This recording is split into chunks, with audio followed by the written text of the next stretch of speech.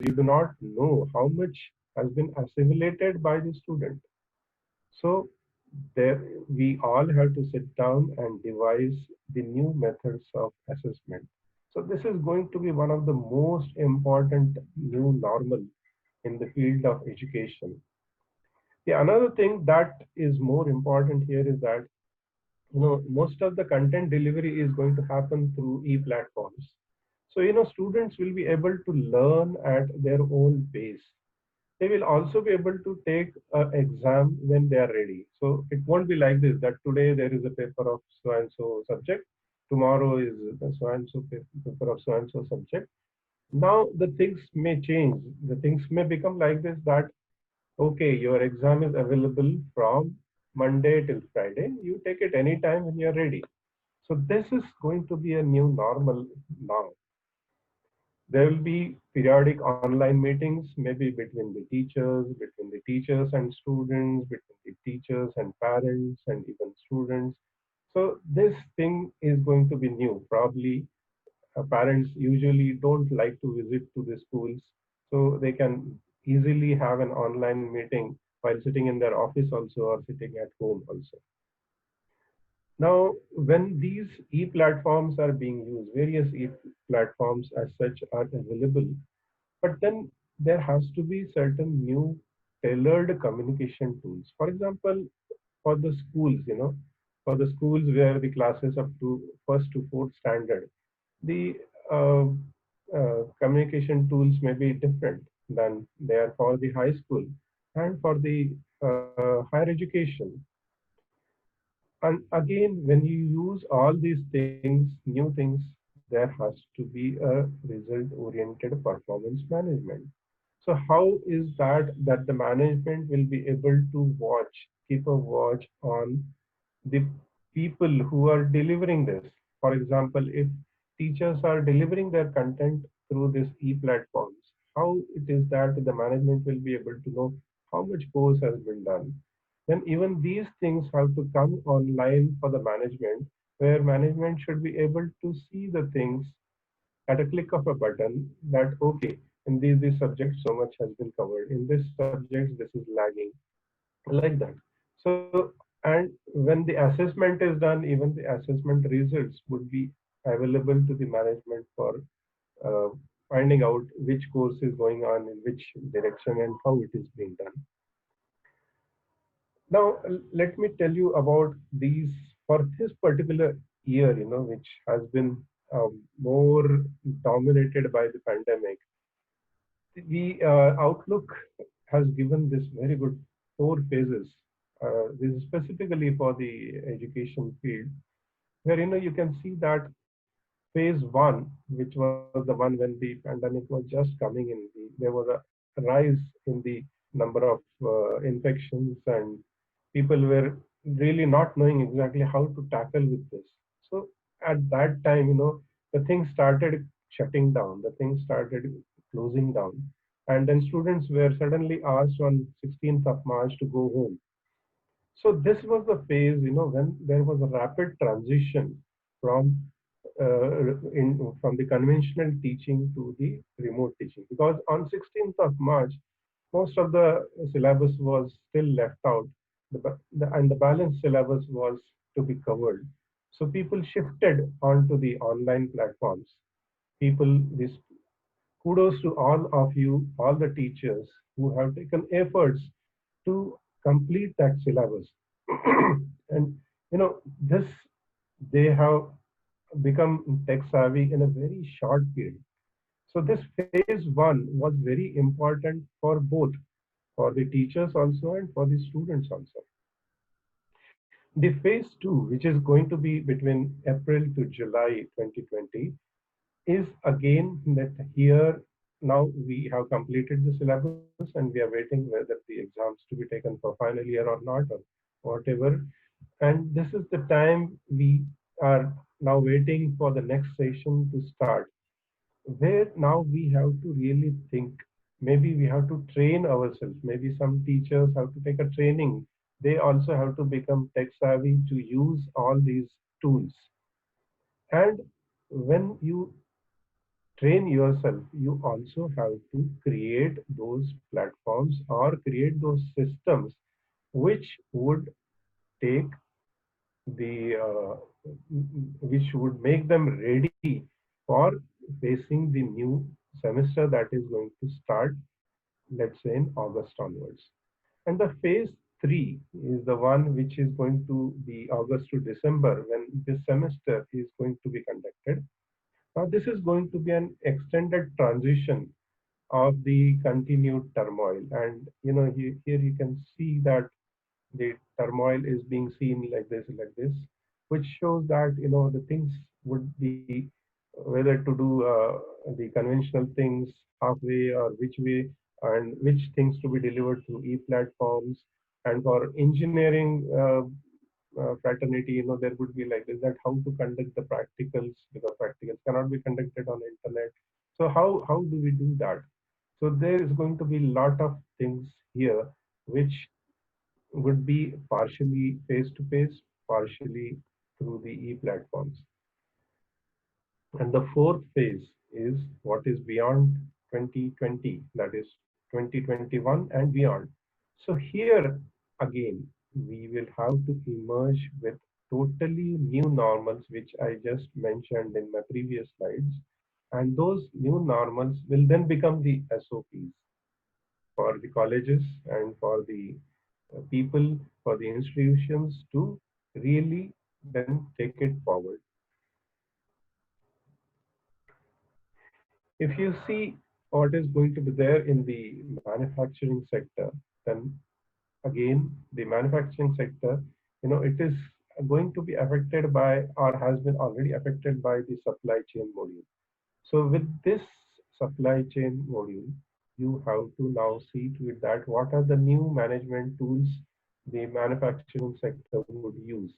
There is going to be use of artificial intelligence, data analytics, and automation in managing the receipt of supply of certain components that are required for the assembly. Even there would be a totally new kind of opportunities that would be coming up for global sourcing and the productions of certain items. Maybe India is good at producing certain things, maybe certain components, certain engineering components, and maybe they are required by Germany.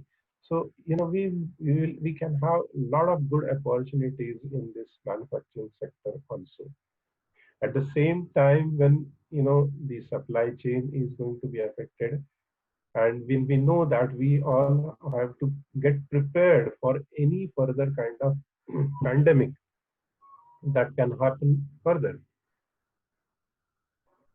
So here, the tracking and the delivery of consignment, the scheduling of those consignments is also going to be again coming back to the IT sector for devising some new methods for that.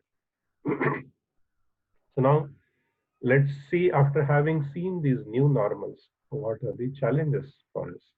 So let us look one by one. Let me cover only a few sectors, because if I go want to cover all, then our time required would be too much for this. And that will just give you an idea. So we can always look into the other sectors also. Here I'm mentioning some sectors like auto, pharma, and chemical. Again, here you can see that the automobile sector has been affected because of the lockdown. The production has stopped, but also the supply chain has stopped, maybe for the components, maybe for the batteries and all these things, which are normally imported from some other countries. So now these things, which are to be met, which are going to be the challenges for us, that whether we should start producing them in-house. And that is what our Prime Minister has already said, that be vocal for the local. So can we start making certain components here? This is what is the challenge for us in the sector of automobile. Coming to the pharma sector, India is one of the top countries in formulation of drug. It exports drugs to so many countries. but at the same time, it is dependent on the supply of certain critical antibiotics and pyretics that are required for this formulation drugs. Now, can we also take up this challenge to make the antibiotics, critical antibiotics required in-house? So this is going to be a challenge. In the sector of chemicals, again, there are certain raw materials and chemicals or intermediates, which are required by the dyes and the dye stuff industry. These are also imported a lot from European countries. So can we start making them ourselves? So these are the challenges in these sectors. Coming to electronics, obviously, there are large number of components that are being imported, PCB modules, and so many things. So can we ourselves get geared up for making our own solar panels, our own solar cells? And the other industries that are affected are, as you know, tourism, aviation, shipping, textile, and the manufacturing sectors. Now, if you see this graphics over here, how the business has got affected, you can see that there was a positive impact on some 6.2% of the uh, business sector. Which one was it? Obviously, it was the IT sector, which really got a boom because everything shifted to online. A lot of requirement of online meetings, software, the lot of use of cloud, and so many things. So this has got boosted. Then there were some 8% of the businesses which were having not much of impact. So they continued as it is. For example, the our vegetables and the fruits market and all those things. Then there were few, which were totally in the major shutdown in the manufacturing sector and completely stopped. For example, the tourism, the taxi service, and so many things, the aviation, they totally stopped. So this was 21, 22%, and the major shutdown was in the 28%. Now let us come to what are the opportunities for us. Now, before we get into this part of my talk, I want to make an appeal to all of you that most of you are the teachers. Okay. Now, I always tell my teachers that you are not just teachers. The time has changed, and you are not only the educators. You have to become an edupreneur. Okay.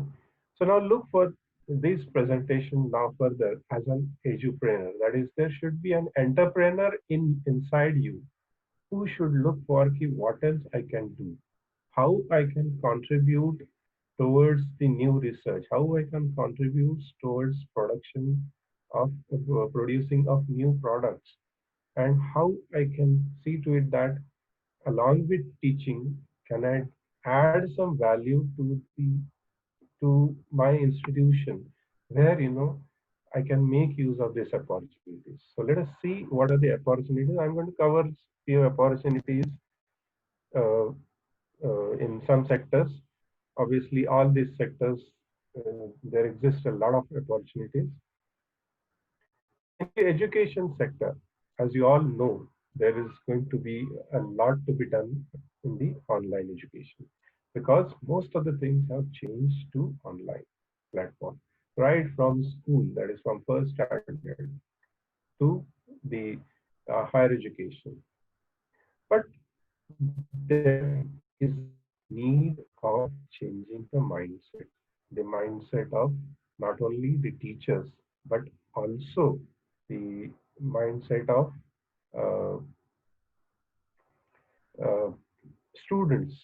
So here, when you try to see those things, there is going to be a need for use of artificial intelligence, the emotional intelligence in the online education. Now, how it is to be done, there has to be a lot of innovative ideas, maybe coming out of your own head, where you have to see that how I can help this sector, the education sector, to switch over to the online platform. See, because when a child is sitting at home till January, you were telling that child, "Oh, phone ko haath mat lagao. Don't play with the phone, or don't uh, play with the computer, or don't watch TV." But now the things have changed. Now his uh, school content is being delivered through the e-platform, through the channels on the TV. So he is going to watch TV for the whole day, maybe. So there is going to be a total change of mindset.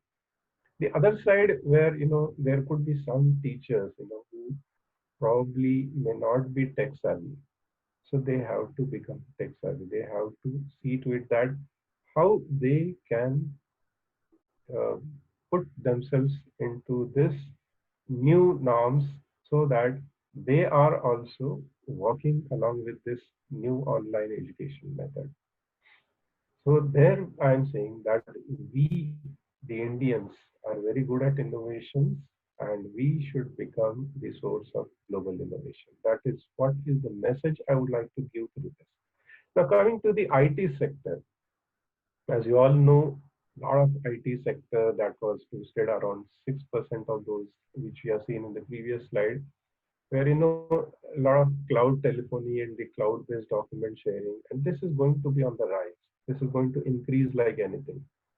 But at the same time, when we are using everything through internet, through cloud, there has to be a good security, because there are some cyber criminals sitting out there who are trying to target the global workspaces.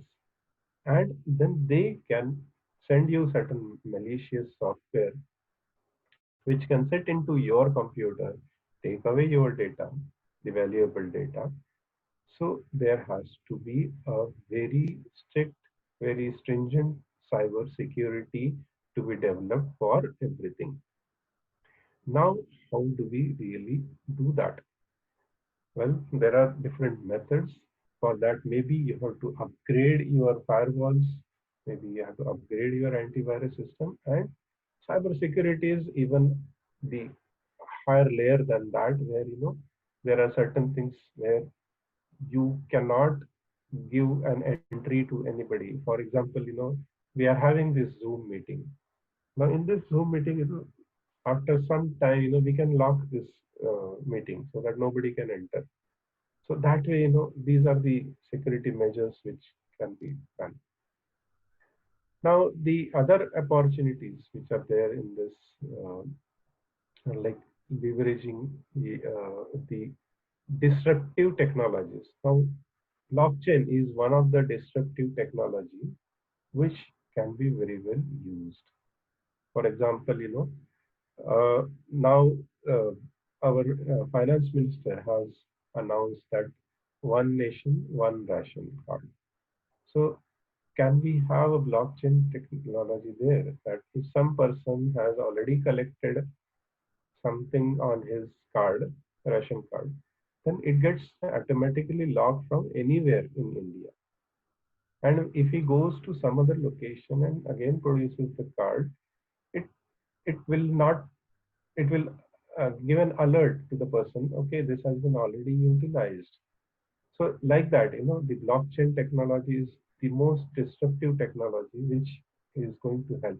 And a lot of innovative ideas can come through this. You must have seen certain videos during this lockdown that large number of drones have been deployed, for patrolling of public places. Well, this is again the IT sector's benefit. Then you also must have seen some of the AI-based robots coming, serving into the hospitals, or taking the swab, or so many things, even trying to do the nursing. Then we also have a lot of opportunities for the technologies such as machine learning, the artificial, the AR and VR kind of thing, and which can really support to the health sector. Now, there could be a thing that some people may lose a job, okay, because as you have seen that new normals are coming. So there may not be a need of certain people. There may not be a, you don't need to travel. So you don't need a taxi, you don't need a vehicle, you don't need a driver. So, like this, there could be a change in the employment situation. So there are such large number of business ideas available. Now, since the online platform is growing, as you have seen, it is being used extensively in the education sector. But then why you cannot use it for running your own music class? You can run your fitness consultancy. You can run your cookery class. If you are a dietitian, you can have a consultancy business. People need not visit to your clinic through online methods. You can definitely do your business. You can run your photography class, tutoring. Nearly 1.716 millions of learners will be affected by this. So tutoring classes can have a very large business value. If you have certain skills, which are different, which are technical, then you can get yourself hired on a freelancing platform such as Freelancer, 99 Designs, Fiverr, where you can use your skills for web designing, for content marketing, social media marketing, online PR activities, digital marketing of projects. So many things can be done. The other business ideas could be like, as Prime Minister has said, local go, local now. So you can also have a very hyper local delivery business. So doorstep delivery of pharmaceuticals, alcohol, grocery, daily needs. Now, one big sector, if you are a tech savvy and you know how to create or something on the web, then creating a virtual exhibition will be another thing. For example, now people have already started conducting. Just last week only, I attended MHRD's one conference where there was a virtual exhibition where people who were sponsoring that event, they have set up, there was a tab in which you can go and you can visit their stall. The video will get played. If you have any queries, you can put it into the chat box and whatnot. So the creation of the virtual exhibitions is also a new business opportunity. Now, just to give you a glimpse of this, please stay there till the end, and I'm going to show you one of the projects which is being done by our students at the very last slide on this virtual exhibition. Now, what are the other challenges? Well, the challenges are there for the software and the biosensors and conversion from one language to another. So ICT, there is umpteen number of opportunities. ICT is there into health, ICT is there into education, ICT is there into the production and so many things. So all these things uh, are definitely going to give you variety of opportunities. If you see in the education sector, though we have seen certain new norms, adaptive learning is another thing, which we can do this. Acha, uh, can we remove these two things which are there coming on the top?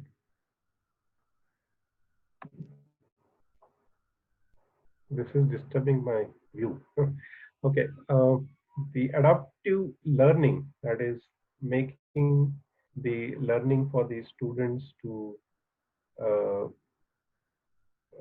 and apart from that, along with that, the adaptive testing, that is replacing the one size fits all. That is previously, we used to have paper which is for all, but now if you know that some student is a weak student, some is a quick learner, then we can set the different papers for the different people. Then there will be collaborative and the social learning. The which is like this, that in the collaborative and the social learning, uh, people would be sitting together to learn a particular thing. For example, I'll just give you an example which we already follow in our college. For example, if there is a machine in a workshop, now if that is to be learned, one method, the conventional method is that, okay, you do the PPT presentation about that. Let's say lathe is to be learned, and then you can uh, teach about lathe क्या होता है उसका feed कैसे होता है, so many things, you can teach them on a blackboard or using a PPT. But in the collaborative learning, what you can do, you can take the students to the workshop, make them feel that lathe, let them handle it, let them run it, let them see, open it from wherever side they want to, and then sit together in a group discussion format. And then each student asks a question, and it is to be answered by another student only. And the teachers are sitting behind them, where you can, uh, where if anything goes wrong, that can be supported by the teacher. So this is called as a experiential collaborative learning. Now, you all must be knowing the flipped classroom, where the content is delivered and the home assignments are delivered separately. Then game-based learning also. This is a new concept that is coming. In the Moodles, probably the game-based learning may not be possible, but in the other platforms like Google Classroom and or Edmodo, definitely you can do it. The hybrid or the blended learning is the one which we have already mentioned about it, which is a combination. See here, why this combination is going to come? It is because in the engineering sector, everything cannot be done remotely. So there has to be some kind of a this thing where they come to the labs, at least do the labs physically. But well, there can be some innovation to be done in that also. That how you can do your labs from home. But apart from that, there is another factor which we have to consider, which is like the digitally divided people, digitally divided students. There could be some students who are from the remote places, who may not have even a smartphone with them. So how they will learn on these e-platforms? So that is why we have to think about this hybrid or blended learning, where maybe we call only those students who do not have any e-platform devices with them. They can come to the class where the teacher can teach, and that what is being taught can be either directly live relayed to the students who are at home, or it is recorded and made available to the students. Now, once the things are being delivered through e-platform, like now I am talking and some 345 people are listening to me, but I really don't know how many are really listening, because it may happen that somebody might be getting disturbed by some other person, so might be going away. So we have to have certain learning analytics. So when you deliver the content through e on the e platform, we will have to use certain techniques of big data, where you see the pattern, how the student is learning, how much he has studied, and then how he takes the quizzes and how he completes the lesson. So these things are the opportunities which are there in the education sector.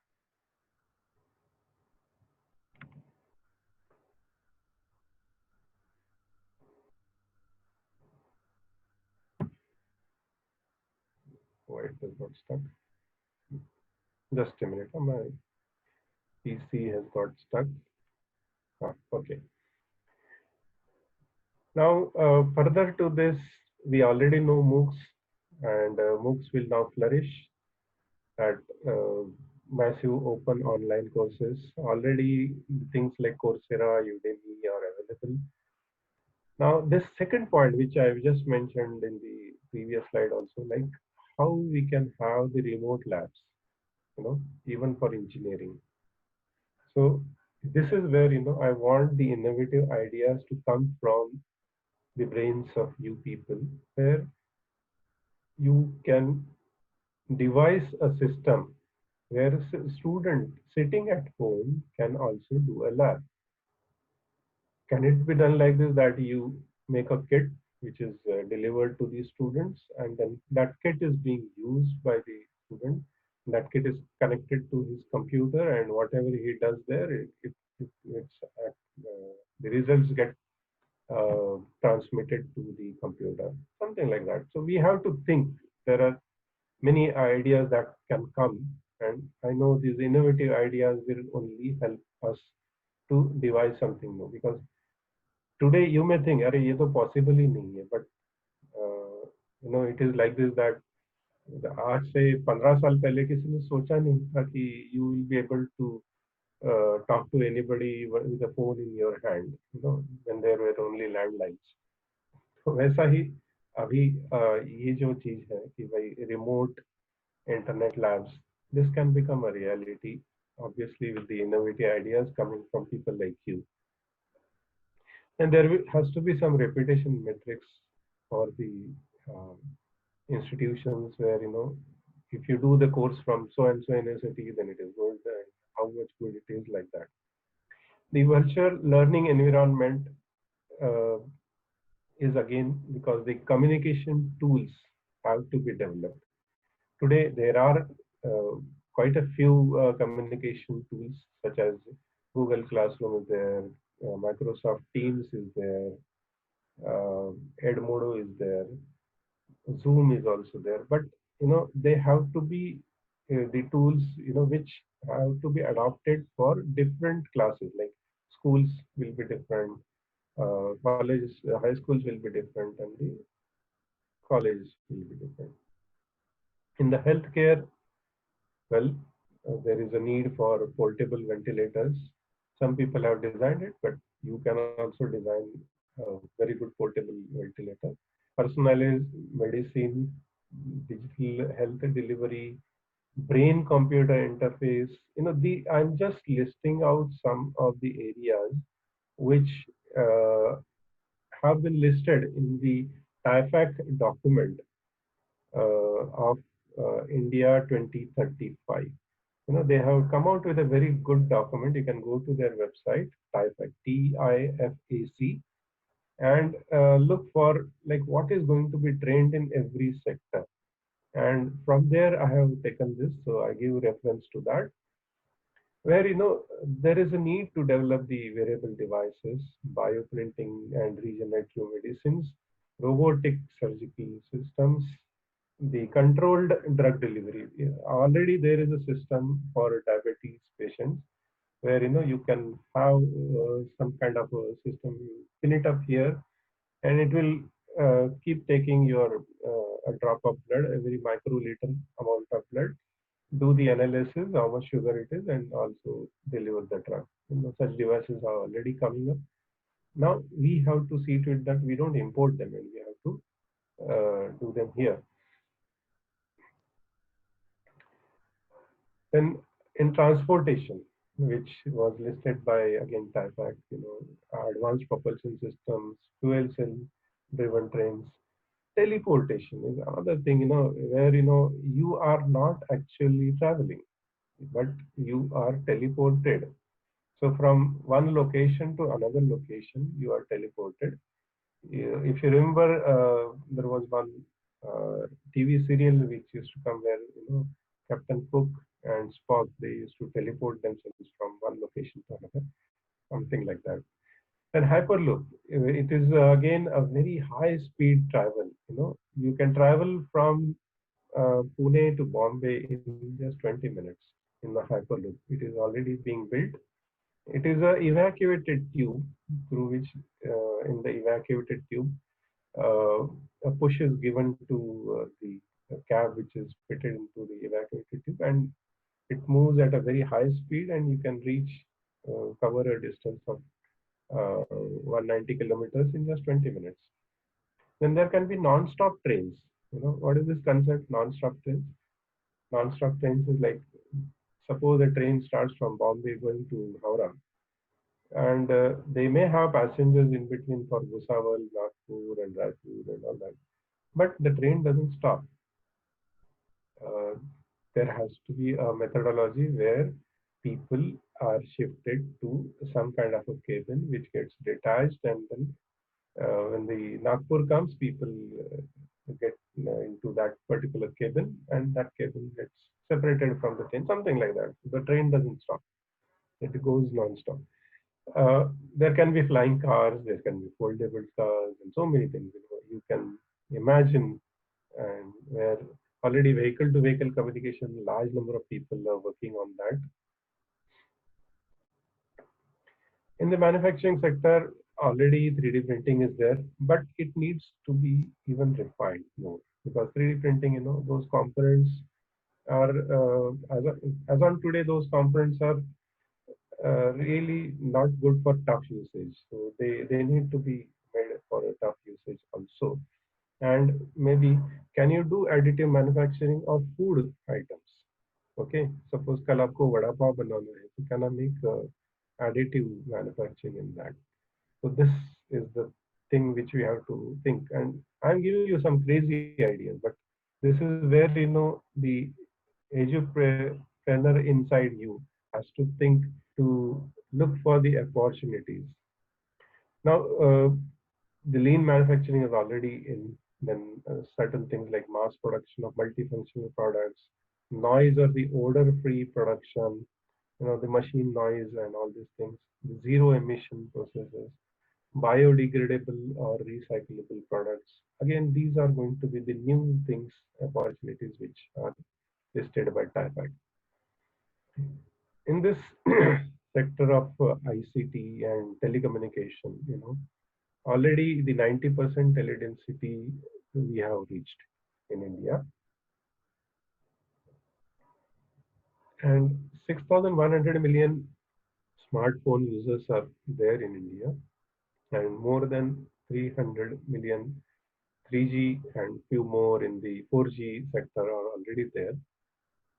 Now, with this and the use of communication and the social media and all these things, you definitely have large number of apps to be developed, large number of things which can be done through this mobile. Now everything is being done through mobile. See, previously, when we used to go out of your house, if you forget to wear a watch, then you used to feel uneasy. But now the thing is like this: if you forget your mobile at home, you feel very uneasy. तो वो चीज अभी आ गई है.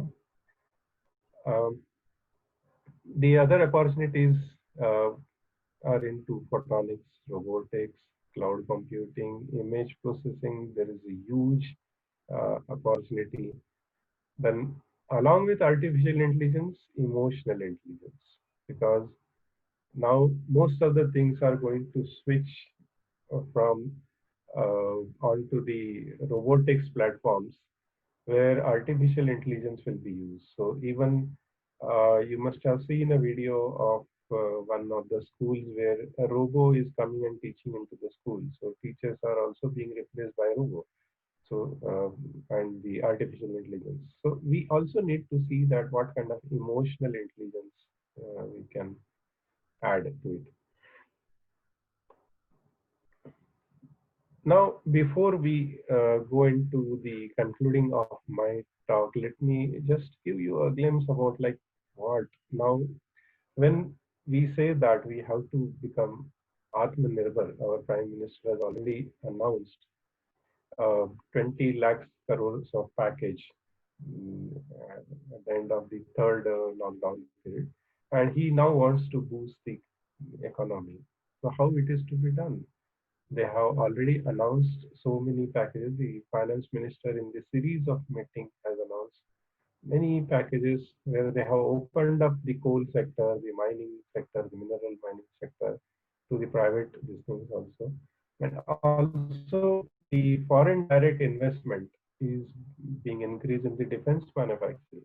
So if anybody wants to do anything in defense with the help of some foreign company, well, now the limit of FDI, their investment has been increased to 74%.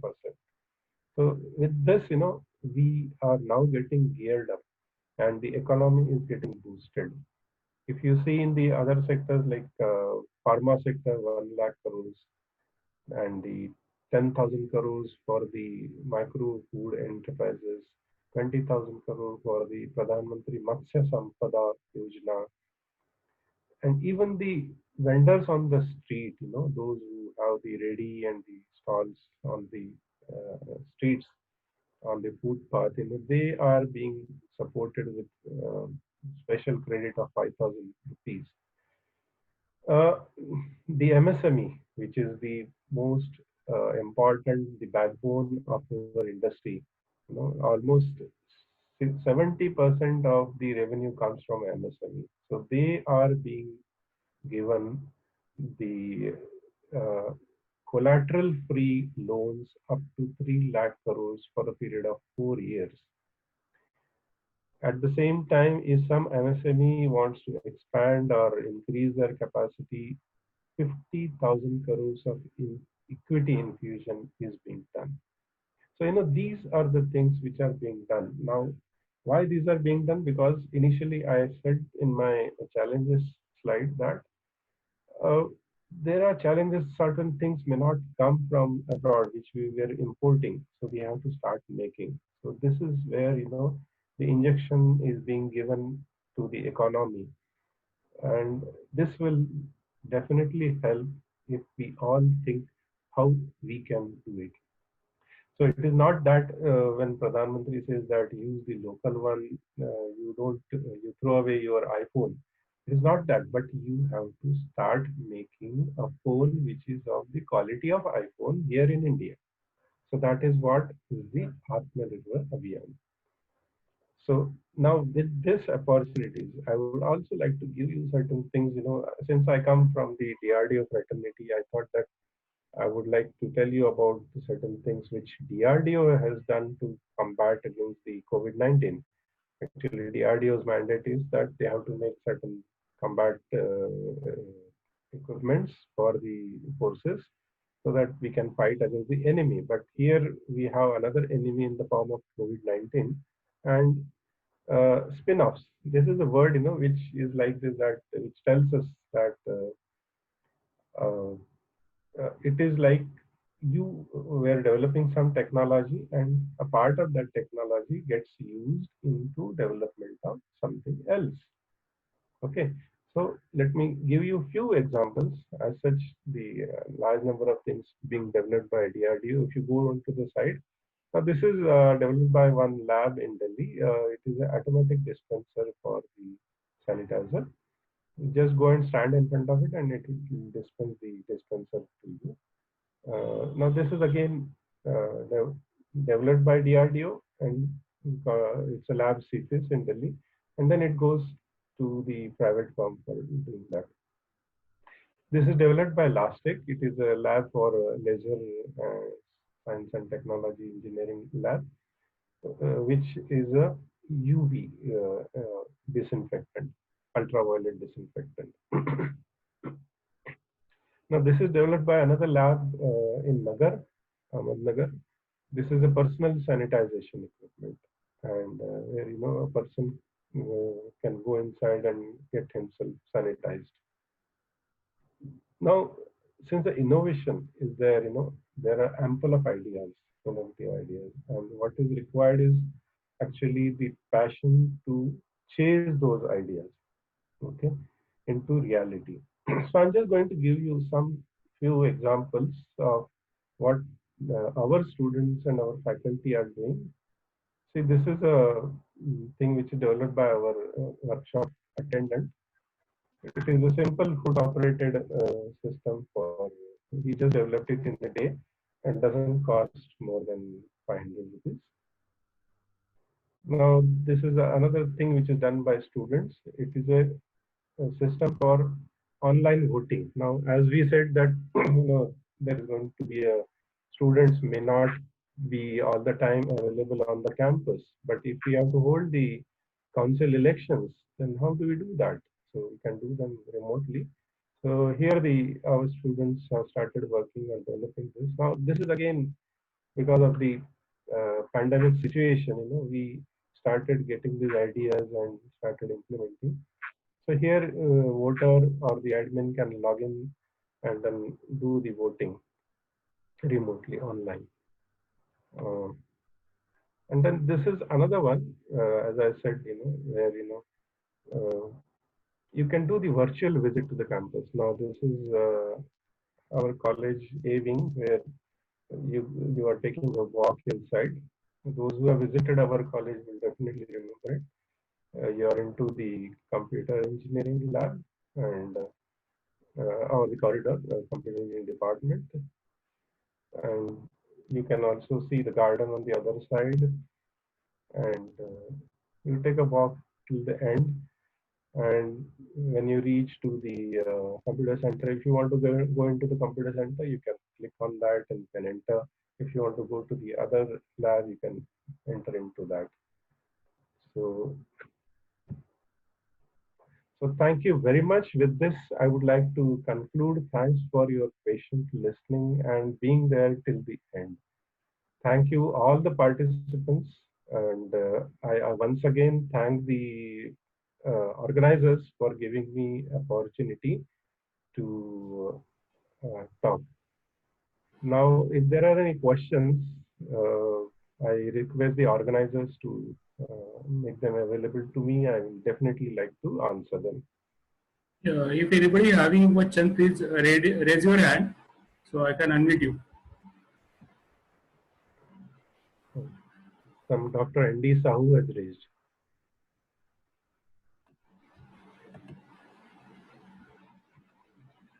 Hello. Should I stop sharing this now, or you want to see? Yes, please ask the question. To ask the question, please raise your hand. Hello.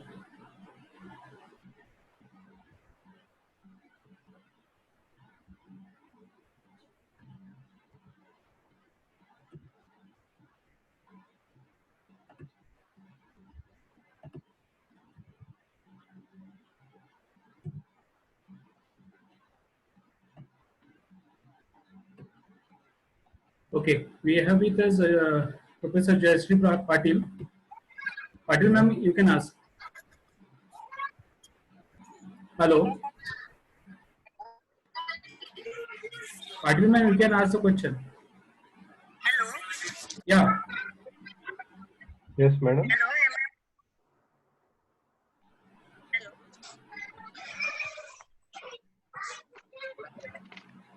Hello. Yes, ma'am, you can ask the question. Sir, it was very nice session. During this COVID-19 epidemic, we have online teaching during the ethics of students. But during the practical, I think there is a problem in your voice. Can you type your question in the chat box? Okay, Sandeep sir is with us. Sandeep sir, you can ask. Hello, sir. Am I audible to you? Yeah. Yes. You can ask. Yes, sir. In your first slide in new normals, there is a one point you shows that student will give exam whenever they are ready.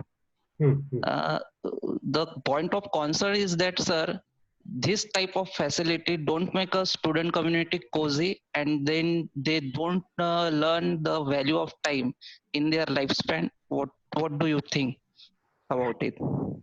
That is there, but there are certain things. Now here also it is the time that you would define. Okay. Now suppose you are making some exam available, like on Edmodo, you can define that the exam is available from evening 8 o'clock till night 12 o'clock. So that flexibility is given for 4 hours to the students. It may happen that if it is a very long exam of 2 hours, 2.5 hours, then maybe you can give time of 1 full week if required. Now here what happens is that your point is okay, that people may not be sticking to the time and all these things, but on the online platform you have to give a consideration to this, because you know every time it may happen that the online platform may not be available to the people. It may happen that internet connectivity is lost. So we have to give considerations to all these things. Okay. Sir, my second question is that in your further slide, in opportunities, there are a lot of list of opportunity you shows that, and there is one slide. In India, there are more than 300 million people have 3G and 4G connection. There are some reports from the Netherlands which are floating around the internet. They try for the 5G networks, and birds are dying there. Even in our city also, whenever there is a 4G network, 4G tower is there, birds are not coming. Does this opportunity also comes with the great dangers? What do you think? Actually, all those reports are actually not authenticated. Okay, there are some reports coming like this that birds are dying and all these things, but you have to understand from the electronics point of view. The amount of power that is transmitted from the tower is so meager that it does not really bring in any kind of genetical change into the cells of the person. Okay, unless you are standing very, very close to the antenna where the power is very high. And as you know, the power goes on reducing with the square of the distance. Yes. So when you are away from that, the power is so meager that even in your phone, if you dial some number, you come to know how much radiation it is giving and how safe it is, and then they give you certain norms कि इतना कम होगा तो आपका phone safe enough है. So like that, So 5G will definitely not do that, because 5G is just an increase the bandwidth. If 4G is up to, let's say, 20 Gbps, 5G will take it to 100, and then you will be able to do the things faster, download the things faster, but the transmitting frequency and the power remains the same. Thank you, Any sir. other question? So there is one question from Professor Ravi Kiswe, sir. The question is that do you think this Atmanirbhar package will help our farmers to tackle the loss due to pandemic situation? Well, that is how it has been designed, and it has been designed by the people sitting in the Niti Aayog. And yes, there is a hope for that. Any other question? I hope that satisfies you. Yes. Any other questions, sir? No, there is no question, sir. Okay. Ritin, we can continue. Yeah. Now I request Honorable Principal Sir to say a few words. Sir. Honorable Principal Sir.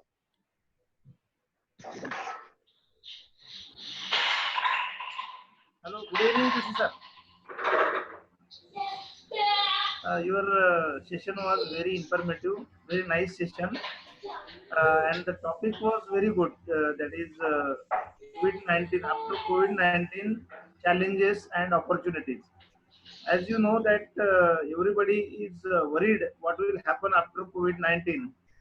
So you well explained in your presentation about challenges and opportunities after COVID-19. So I'm sure that all participants will get benefited with this presentation, and they will get a future insight after COVID-19. So thank you, sir. Thank you very much. Thank you, sir, for the nice words. Thank you so much. Thank you very much, sir. Once again, I take a chance to give my wholehearted thanks to Honorable BP Joshi, sir, who have spared his time for us and nicely motivated us for COVID-19 scenario to handle patiently. Definitely, sir, we will try to take all challenges as an opportunity. Once again, thank you very much for being with us. Thank you. Thank you, everybody. Also, I would like to extend a special thanks to all the participants to show the enthusiasm. Thank you very much to one and all present here in STTP. Here, I declare the session is over. Thank you very much. Thanks to all of you.